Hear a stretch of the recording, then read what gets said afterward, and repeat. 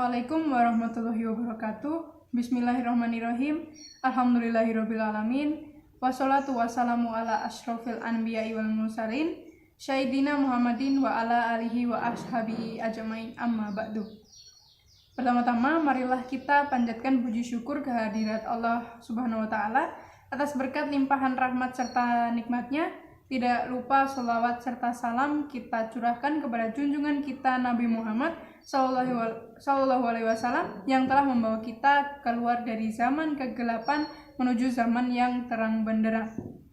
Perkenalkan, nama saya Tia Angelina, mahasiswa Ilmu Komunikasi kelas B dengan NIM 20703043, Fakultas Ilmu Sosial dan Humaniora, Universitas Islam Negeri Sunan Kalijaga, Yogyakarta. Dalam video ini, saya akan menyampaikan resensi buku berjudul Potret Sastra Indonesia, karya Dr. Andes Harjito M.Hum, yang sebagaimana ditugaskan oleh Bapak dosen Dr. Nasiruddin MSI MPD untuk memenuhi tugas ujian akhir semester mata kuliah Bahasa Indonesia. Yang pertama yaitu identitas buku. Buku berjudul Potret Sastra Indonesia, karya Dr. Andes Harjito M.Hum, diterbitkan oleh Perpustakaan Nasional Katalog dalam terbitan tahun 2007 dengan tebal halaman sebanyak 102 halaman. Dr. Andes Harjito M.Hum adalah seorang pengajar sekaligus penulis, lahir di Semarang pada tanggal 30 Oktober, menempuh pendidikan terendah sampai SMA 3 Semarang, hingga kuliah di Universitas Diponegoro Semarang. Semua beliau rampungkan di Semarang, dan untuk mengambil gelar S2, beliau selesaikan di Universitas Gadjah Mada Yogyakarta pada program studi sastra. Dedikasinya kepada ilmu sastra diaktualisasikan dengan menjadi dosen IKIP PGRI Semarang yang beralamat di Jalan Lontar nomor 1 Semarang 50125 dengan mengampu mata kuliah sastra perbandingan, sastra seminar, kritik sastra, teori sastra, dan sejarah sastra. Tulisan ilmiah populernya termuat di media cetak, diantaranya Alternatif Pengajaran Puisi di SD, sebuah komposisi rintihan, Seni Mengendalikan Diri Sebuah Kecerdasan, Lagu Roma Irama, Kepadatan dan Pendidikan, Informasi dan Masyarakat yang Cerdas, Kreativitas dan dalam Pendidikan Kita, Jurusakti Hadapi Globalisasi, Kecerdasan Berbicara, Bahasa Indonesia dalam Era Globalisasi, Berkenalan dengan Skenario, Kentrung di Belantara Globalisasi, Reformasi Pendidikan, dan lain-lain. Dengan menggunakan nama Jito Okuru, dia menulis cerita fiksi, dan di antara karya tersebut adalah Cerita Buat Adam, cerpen majalah Nona 1988, Gen Asmara, cerita bersambung majalah Nona 1989, Jitat, cerita bersambung majalah Nona 1989, Lala, novelet majalah Aneka Ria 1991, Sarung Cinta, cerpen majalah Aneka Ria 1992, Namanya Astrid, cerpen majalah Aneka Ria 92, dan saat ini beliau berkutat sebagai sekretaris jurusan Pendidikan Bahasa dan Sastra Indonesia IKIP PGRI Semarang. Selanjutnya yaitu sinopsis buku. Buku ini berisi tentang sejarah sastra Indonesia, terdiri atas 11 bab. Buku ini diawali dengan pembahasan tentang sastra Indonesia dan folklore. Bab berikutnya membahas tentang periode Balai Pustaka hingga periode pasca 66. Diawali dari bab 1 sebagai pembuka, pembicaraan di sini lebih berpusat pada sejarah sastra Indonesia. Dijelaskan juga genre sastra dapat dibagi menjadi 3 bagian, yaitu puisi, prosa, dan drama. Jika dirunut, sastra tulis sekarang ini merupakan perpanjangan dari sastra lisan. Sastra lisan tercakup dalam tradisi lisan atau yang lebih luas dinamakan folklore. Oleh karena itu, pembicaraan di sini akan diawali dengan folklore, apa itu folklore, dan jenisnya. Bab kedua, sastra lama dan folklore. Mengenai sastra lama dijelaskan ciri sastra dan ciri sastra baru, serta contohnya. Adapun periodisasi sastra lama Indonesia menurut Rahayu, pertama kesutraan Melayu asli, kedua kesutraan bersifat kebangsaan, ketiga kesutraan Melayu pengaruh Jawa, dan keempat, kesutraan Melayu pengaruh asing. Sedangkan mengenai folklore dijelaskan pengertian folklore, ciri-ciri folklore, genre folklore, prosa cerita rakyat, legenda, fabel, lelucon dan anekdot, dan cerita penglipur lara.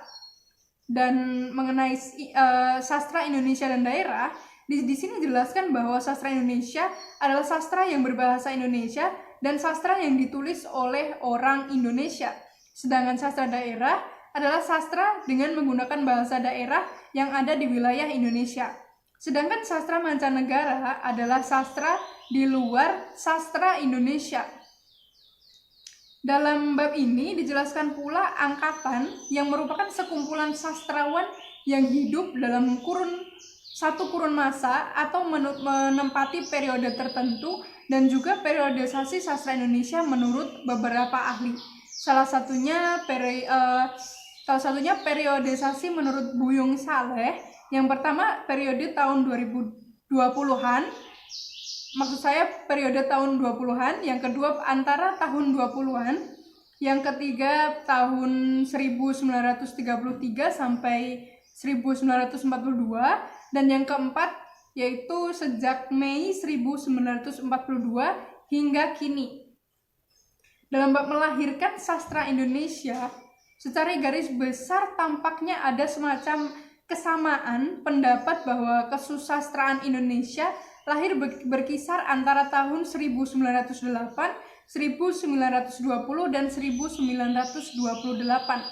Ada pula kesamaan pendapat bahwa jembatan peralihan antara sastra lama ke sastra baru adalah Abdul bin Abdul Qadir Munshi dan Lian Liji membuat periodisasi sastra Indonesia, yaitu pertama sastra revolusioner, kedua sastra nasionalis, ketiga sastra anti adat, dan keempat sastra asimilatif atau sastra peranakan. Dan bab kelima politik etis dan balai pustaka, penulis menjelaskan bahwa politik asosiasi bertujuan mempererat ikatan antara negeri jajahan dan negara penjajahnya melalui kebudayaan, sedangkan balai pustaka membawa misi moral dan politik. Misi moral balai pustaka selain mengkontrol secara ketat penggunaan bahasa, juga kecenderungan perilaku hubungan seksual yang menyimpang. Misi politik balai pustaka antara lain mengontrol ketat terhadap kemungkinan pengungkapan konflik sosial dan politik yang tercakup dalam sara, serta pengungkapan citra buruk terhadap diri seorang Eropa sebagai bagian dari kelompok yang berkuasa. Dan setelah membaca bab 6, yakni bab Pujangga Baru, pembaca akan mengetahui bahwa angkatan Pujangga Baru dapat dikatakan ada setelah majalah Pujangga Baru terbit pertama kali tahun 1933. Pujangga Baru dimotori oleh 3A, yaitu Sultan Takdir Ali Syahbana, Amir Hamzah, dan Armin Pane. Pada masa Pujangga Baru terjadi polemik antara Sultan Takdir Ali Syahbana dengan Sanusi Pane dan kawan-kawan. Polemik itu berisi arah kebudayaan Indonesia. Pihak satu beranggapan kebudayaan Indonesia harus meniru kebudayaan Barat, dan pihak lain beranggapan kebudayaan Indonesia harus tetap berakar di Timur. Dan pada saat periode 45 dijelaskan bagaimana perkembangan sastra Indonesia pada masa penjajahan Jepang sekitar tahun 1942 sampai 1945.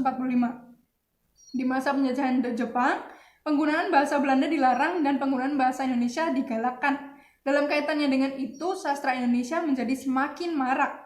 Oleh Jepang, para pengarang dan seniman dikumpulkan di kantor pusat kebudayaan yang dinamakan Keimin Bunkashi Doso.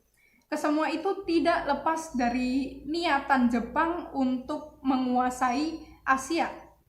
Kemudian dalam bab 8, periode 66, dalam bab tersebut penulis menjelaskan situasi sosial politik pada masa itu, di mana sastra periode 65-an berkisar pada pertentangan ideologi, lebih tepatnya antara Pancasila, kubu manifest kebudayaan melawan komunis atau kubu lekra. Guna pemahaman situasi itu, ada baiknya ditengok lebih dulu bagaimana paham komunis dapat masuk ke Indonesia. Situasi kesusastraan pada masa itu pun dijelaskan dalam bab ini, di mana tiap partai mempunyai lembaga budaya. sekitar tahun 1960 merupakan masa yang tak henti-hentinya untuk menjalani indoktrinasi. Sedangkan di pasca 66, dalam bab tersebut disajikan secara sepintas peristiwa-peristiwa yang dianggap penting periode pasca 66, dimulai dari majalah Sastraan nomor 6 bulan Agustus tahun 1968 yang memuat Langit Makin Mendung karangan Ki Panju Kusmin. Dari situ kemudian timbul reaksi dari berbagai pihak, yaitu protes atas isi cerita tadi yang dirasakan sebagai penghinaan terhadap Nabi. Dan bab ke-10 yaitu sebuah teks dari penjara. Penulis menyebutkan contoh-contoh peristiwa yang menunjukkan bahwa sebuah teks pada hakikatnya selalu berkaitan dengan masyarakat, dunia produksi, serta masyarakat yang menghasilkannya. Dalam hal ini disebut sebagai kajian sosiologi sastra. Berangkat dari fakta-fakta tersebut dianalisislah teks lagu dangdut yang berjudul Tembok Derita. Teks Tembok Derita merepresentasikan bagaimana masyarakat kelas menengah bawah melihat dan memaknai kehidupan dalam penjara.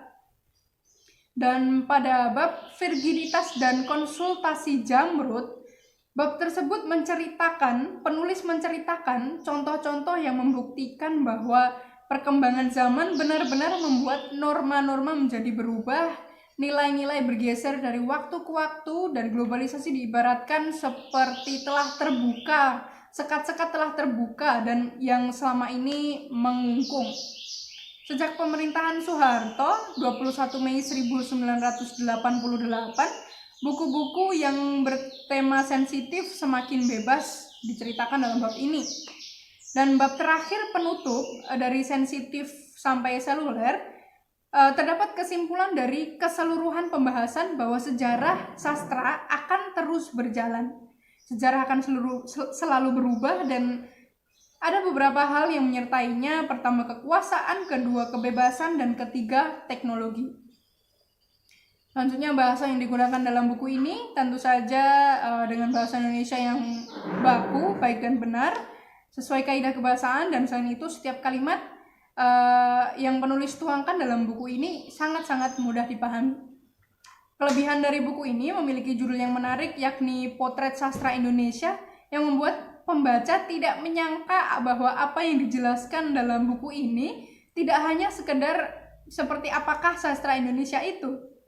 Dan selain itu, meskipun buku ini hanya terdiri dari 102 halaman, buku ini sangat dapat menjelaskan secara gamblang sejarah sastra Indonesia dari masa ke masa tanpa bertele-tele.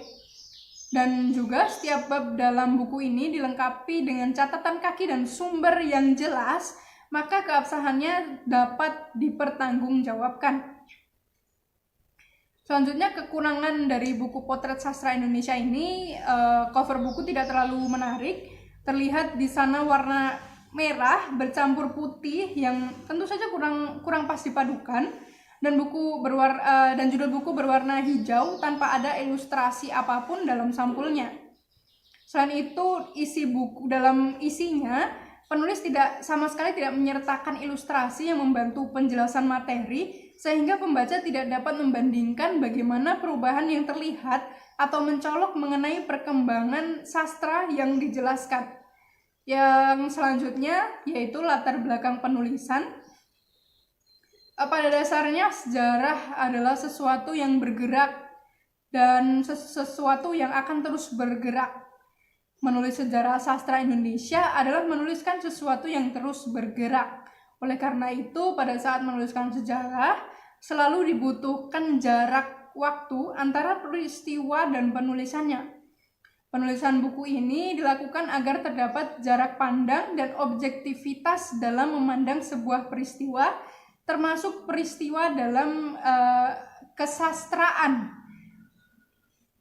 Dan saran saya mengenai buku ini akan lebih baik apabila ditambahkan ilustrasi dari contoh-contoh yang telah penulis sebutkan, supaya pembaca dapat mengkomparasikan perubahan-perubahan yang terjadi dari masa ke masa.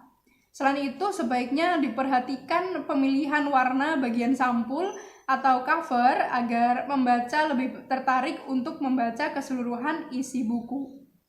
Namun menurut saya buku ini tetap sangat cocok dibaca pelajar dan mahasiswa karena sangat banyak ilmu yang akan didapatkan berkaitan dengan sejarah sastra Indonesia.